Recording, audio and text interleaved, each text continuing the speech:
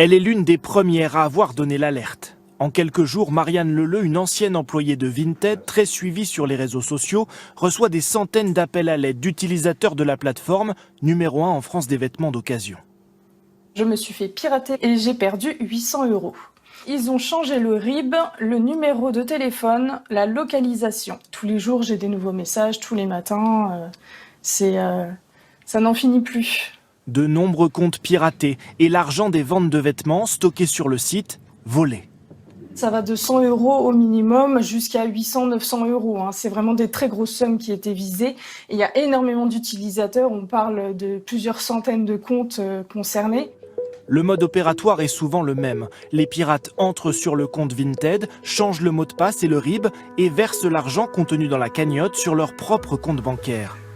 L'une des victimes a reçu ce mail l'informant du transfert de 180 € sur un compte en banque domicilié en Irlande.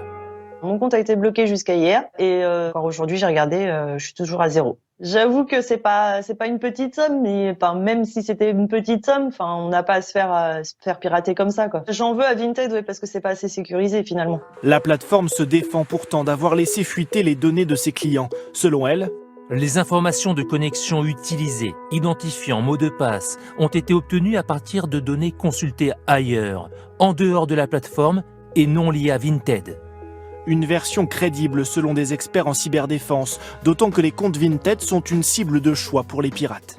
Ces cagnottes numériques sont de véritables poules aux œufs d'or pour les pirates informatiques. Ils savent que de l'argent dort sur des sites web comme Vinted, et donc il n'y a plus qu'à tenter d'accéder à ces cagnottes. Et comment? Par le client, qui ne fait pas attention à son mail et à son mot de passe. Il utilise le même partout.